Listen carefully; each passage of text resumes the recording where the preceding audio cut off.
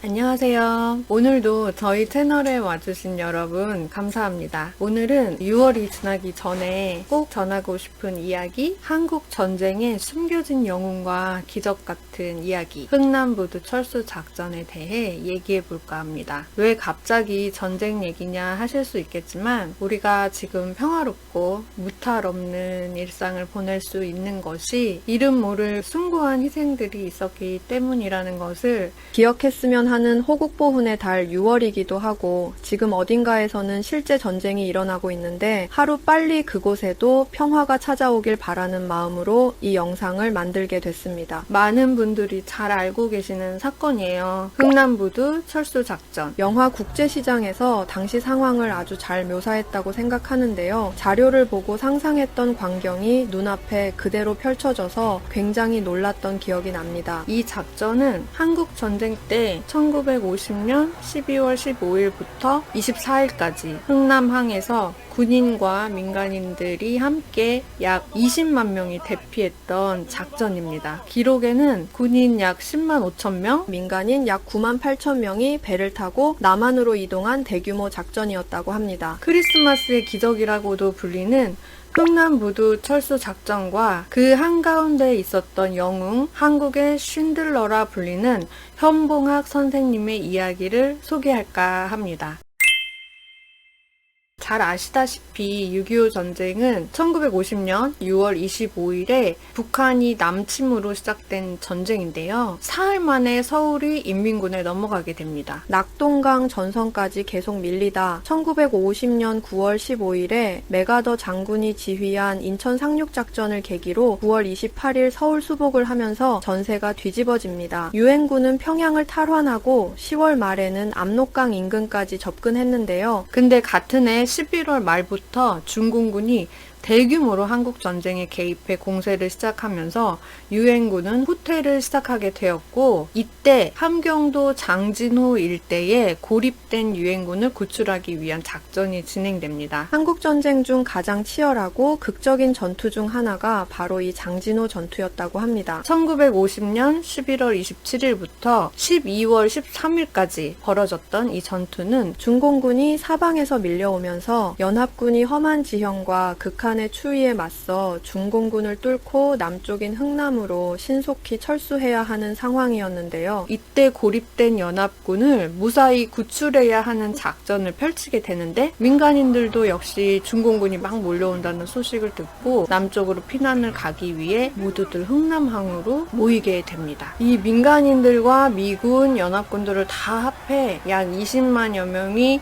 193척의 군함, 화물선 등을 이용해 성공적으로 철수한 작전이 바로 흥남부두 철수 작전입니다. 역사상 가장 큰 해상 철수 작전으로 미국 해군 기록에 상세히 기록돼 있다고 합니다. 이 흥남부두 철수 작전 중심에 젊은 청년 한 명이 있었습니다. 바로 현봉학이라는 청년인데요. 현봉학은 1922년 6월 23일 함경북도 성진 출생으로 6.25 전쟁 당시 만 28세였습니다. 영어를 굉장히 잘하는 청년이었고 유학파 의사였습니다. 당시 미국으로 유학을 간다는 건 흔치 않은 일이었을 텐데요. 어릴 적부터 독실한 크리스찬 집안에서 자랐고 선교사에게 영어도 배웠다고 합니다. 어려운 형편이었지만 미국 선교사의 도움으로 미국 유학을 갈 수 있었다는데요. 버지니아 리치몬드 주립의대에서 임상병리학을 공부합니다. 그리고 1950년에 공부를 일찍 마치고 귀국합니다. 귀국하자마자 세브란스 의전, 그러니까 지금의 연세대 의과대학에 임상병리 교실을 열어 후학에 힘쓰는데요. 국내에서 처음으로 임상병리학이라는 용어를 이때 도입하셨다고 합니다. 그리고 귀국 후 석 달 만에 전쟁이 터졌습니다. 책임감과 사명감으로 힘든 줄도 모르고 일에 매달렸다.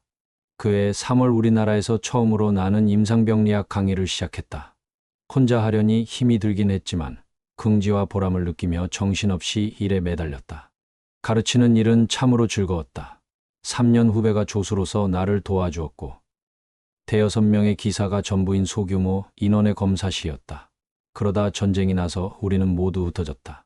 전쟁이 나자 서울에서 남쪽으로 피난을 갔다가 영어를 잘하고 고향이 함흥이어서 그런지 우여곡절 끝에 미 10군단 민사부 고문으로 임명됩니다. 미 10군단은 에드워드 알몬드 사령관이 이끌고 있었으며 인천 상륙 작전과 흥남 철수 작전을 성공시킨 주요 부대 중에 하나예요. 현봉학의 회고록, 현봉학과 흥남 대탈출 책에서 흥남 철수 작전이 있던 당시의 상황을 조금은 엿볼 수 있었어요. 중공군의 참전으로 전쟁이 우리에게 불리하게 되어 함경도 철수가 필연적이 되었다. 수많은 사람들이 나를 찾아와 함께 데려가 달라고 부탁했다. 철수시킬 배도 준비되지 않았고 민간인은 아예 철수 계획에서 제외되어 있을 때였다. 함흥 사람들은 전전긍긍했다. 겨우 자유를 찾았는가 했는데 기쁨은 순간이었고 다시 불안에 휩싸였다. 공산당이 들어왔을 때 어떤 일이 벌어질지 뻔한데 어떻게 그냥 두고 갈 수 있을까? 나는 범민으로 밤을 지새웠고 할 수 있다면 무슨 일이라도 다 하겠다고 결심했다. 전쟁이 나기 석 달 전 공부를 도중에 그만두고 귀국한 것은 바로 하나님의 뜻이 아니었을까 하는 생각이 들자 용기가 생겼다. 현봉학은 마침 흥남 철수 작전을 지휘하고 있는 미 10군단에 소속돼 알몬드 사령관 통역을 맡고 있었습니다. 나는 알몬드 소장을 찾아가 민간인 철수를 고려해달라고 간절히 청하였다. 그는 아무 말도 하지 않고 입을 다물고 심각한 얼굴로 앉아 있었다. 포니 대령은 나를 격려해 주며 같이 청을 해주기도 했다. 알몬드의 입장으로서는 10만의 10군단 병력을 철수시키는 것도 미지수인데 섣불리 민간인 철수를 포함시킬 수는 없었다. 그는 흥남부두의 시설로는 불가능하다고 판단했다. 피난민 중 인민군이 섞일지도 모른다는 우려도 있었다. 나는 그대로 물러설 수 없어서 함흥과 흥남의 20만 민간인이 어디로 피난을 갈 수 있겠느냐고, 적들이 사방에서 쳐들어오고 있는 마당에 갈 곳이 어디에 있겠느냐고 하소연했다. 현봉학은 수차례 알몬드를 만나 부탁했고 당시 부참모장이었던 포니 대령과 민간인 구출을 어떻게 할지 전략을 짜기도 했다고 합니다. 당시 심정과 상황이 잘 표현돼 있어서 내용을 더 읽어드리면 나는 흥남에서 다시 알몬드를 만나 부탁을 했다. 민간인을 내버려서는 안 되며 반드시 구출해야 한다고 간곡히 말했다. 어느 날 아침 갑자기 회의에 나오라는 연락이 왔다. 알몬드는 4,000명 정도의 민간인을 함흥에서 구출할 결심을 했으니 우선 철수시키라고 했다. 알몬드 소장 역시 고민을 거듭하여 민간인 철수를 위해 애썼던 것이다. 그리고 철수를 위해 민간인 접촉은 내가 맡도록 지시했다. 한 사람도 구해내지 못할 줄 알았는데 4,000명을 철수시킨다니 얼마나 기뻤는지 모른다. 눈앞이 뿌옇게 흐려왔다. 고맙다고 몇 번이나 머리를 꾸벅거렸다. 민간인을 배에 태워야겠다고 판단한 알몬드의 첫 결정인 듯 합니다. 4,000명을 구출하겠다고 했으나 이후 부두에 모여있던 9만 8천 명을 모두 9일에 걸쳐 태우게 됩니다. 현봉학은 함흥 마을을 일일이 대문을 두드리며 뛰어다녔다고 합니다.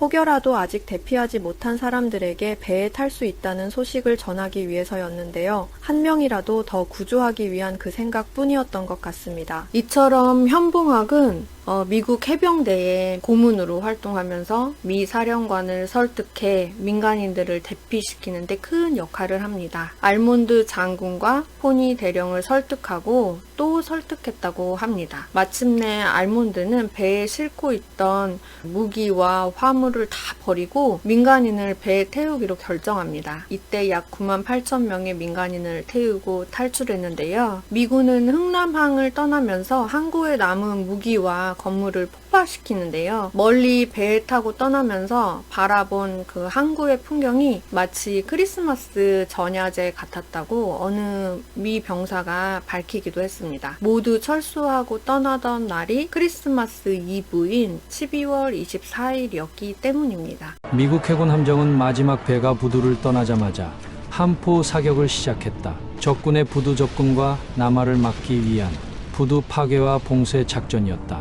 무려 8천여 개의 포탄이 캄캄한 밤 하늘에 둥근 포물선을 그리며 퍼부어주는 광경은 말로 형용할 수 없었고, 추위에 얼어서 남겨둔 다이너마이트 400톤과 1000파운드 포탄 500개도 폭격을 맞아 폭발했으니 그날 밤 흥남부두의 야경과 포탄 소리는 그야말로 아비규환을 방불케 했다. 이날 밤 나는 많은 사람들을 철수시킬 수 있었다는 기쁨과 감사의 마음, 그리고 마지막 배를 타지 못한 사람들에 대한 미안함과 안타까운 마음에 잠을 이룰 수 없었다. 이렇게 1950년 크리스마스 전날 밤은 비참한 역사의 한 장면을 남기고 영원히 가버렸다. 그리고 배들은 무사히 포항, 부산, 거제도에 도착하는데요. 특히 거제도에 많은 피난민들이 정착해 살아가게 됩니다. 거제도에는 흥남부두 철수작전 기념비와 메러디스 빅토리호가 세워져 있고 매년 관련 행사도 이어오고 있습니다. 이 배들 중 메러디스 빅토리호는 단일 선박에 의한 최대 규모의 인도적 구출 작전으로 기네스북에 등재되어 있기도 한데요. 약 14,000명의 피난민을 태우고 흥남항에서 거제도까지 안전하게 이동했으며 이는 역사상 가장 많은 사람을 배 한 척으로 구조한 사례라고 합니다. 이 메러디스호는 이후에도 베트남 전쟁에 사용되기도 했는데 1993년에 중국에서 폐선되었다는 뉴스가 아주 작게 났습니다. 정작 아직 많은 분들이 이 사실까지는 잘 모르시는 것 같아요. 메러디스호를 그렇게 보낸 게 못내 아쉬운 일이지 않을까 싶습니다. 현봉학 선생님을 한국의 신들러라 표현하기도 하는데요. 영화 신들러 리스트를 통해 알려진 오스카 신들러는 제2차 세계대전 중 많은 유대인을 나치의 홀로코스트로부터 구해낸 독일 기업가입니다. 자신의 에나말 제품 공장에서 유대인을 고용하여 나치 강제 수용소로부터 그들을 보호했고 약 1200명의 유대인을 구한 것으로 알려져 있습니다. 흥남무도에서 피난 온 민간인은 98,000명이었습니다. 배 안에서는 아기도 태어났는데요. 총 5명의 아기가 태어났다고 해요. 아기들은 김치 1호부터 5호로 이름이 불렸다고 합니다. 증언에 따르면 단 한 명의 희생자 없이 질서 정연하고 안전하게 배에서 모두 내렸다고 하는데요. 그들의 후손까지 얼마나 많은 생명을 구한 영웅인지 현봉학 선생님을 비롯해 알몬드 장군, 포니 대령, 그리고 메러디스 빅토리호의 나루 선장 등 우리가 꼭 기억해야 할 이름인데 잘 모르시는 분들도 많고 점점 잊혀져 가는 것 같아서 우리가 기억했으면 하는 바람입니다. 저는 작년에 저희 친할아버지의 무공훈장을 받았는데요. 할아버지가 6.25 전쟁에서 군인으로 돌아가셨기 때문에 유독 6.25 전쟁에 관심이 많았던 것 같아요. 사실은 2009년에 우연히 흥남부두 철수 작전에 대한 얘기를 듣고 자세히 조사를 해본 적이 있습니다. 관련 책과 기사를 읽으면서 혼자 가슴에 불이 막 탔던 기억이 나는데요. 이번 영상을 위해서 그때의 기억을 떠올려 다시 조사를 하다가 더 많은 내용을 접했어요. 유튜브에도 관련 영상이 많이 있더라고요. KBS 다큐와 꼬꼬무에서 다룬 적이 있으니까 한번 보시면 좋을 것 같고 자녀분들에게도 추천해 주시면 역사 공부하는데 도움이 될 것 같습니다. 이 책은 1999년 출판된 현봉학과 흥남 대탈출이라는 책이에요. 절판되어서 다시 살 수 없는 줄 알았는데 다행히 현봉학 흥남 철수 작전의 주역 동포를 사랑한 휴머니스트라는 책으로 2017년에 재구성되어서 다시 출판된 듯해요. 또 장진호 전투에 대해 자세히 다룬 책도 있어요. 브레이크 아웃과 불과 얼음이라는 책인데요. 이 책들을 읽고 전쟁 기념관에 간 적이 있었는데 거기 가면 꽃다운 나이에 남의 나라 전쟁에 참여해서 전사한 이들의 이름들을 볼 수 있습니다. 가슴이 아주 뭉클했는데요. 전생에 제가 군인이었을까요? 이 땅에 그들의 희생이 있었다는 걸 잊지 말아야겠다는 생각입니다. 오늘 제가 준비한 내용은 여기까지고요. 좀 부족한 듯한데 제가 KBS 다큐보다 잘 만들 자신은 없어서 오늘은 흥남부두 철수 작전과 현봉학 선생님을 기억하는 차원에서 시청해 주셨으면 감사하겠습니다. 오늘도 복이 가득한 하루 되시고 늘 시청해 주시는 구독자분들 감사드립니다.